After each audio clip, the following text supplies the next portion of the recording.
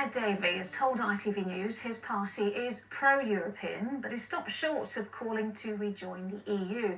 It's put him at odds with some Lib Dem members as the party holds its annual conference in Bournemouth. But he says the focus should be on removing the Conservatives at the next general election. Well, from the conference, here's our political correspondent, Harry Horton. As members gather in Bournemouth this week, the Liberal Democrats hope the tide is beginning to turn for their party. 4 years ago, their MPs were almost wiped out after campaigning to rejoin the EU. So what's their policy now?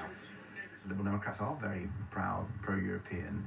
We've not hid that. I mean, shock horror, Liberal Democrats are pro-European. But you're not clear about wanting to rejoin the EU? Because what we need to be clear about at the next election in our manifesto is what we're going to do here and now, what the policies we will pursue in the next Parliament.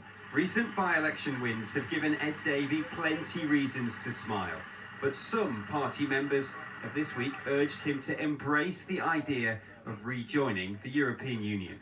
Brexit's a disaster and it's making life worse for us. So why is Ed Davey not talking about it? I'm not sure. We had such a good deal in Europe.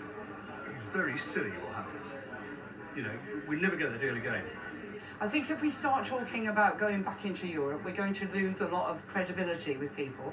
As attention begins to turn towards the next general election, what do the prospects look like for the Liberal Democrats?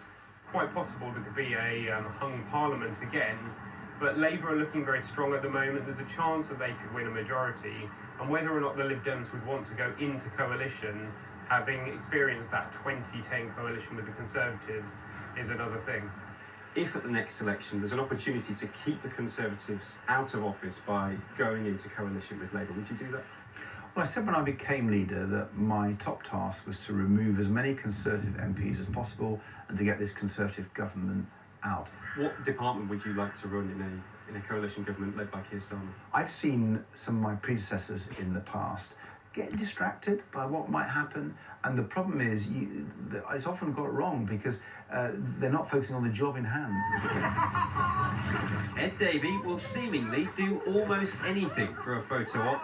He hopes his party can make a splash in dozens of Tory-held seats at the next election and sink Rishi Sunak's government. Harry Horton, ITV News, Bournemouth.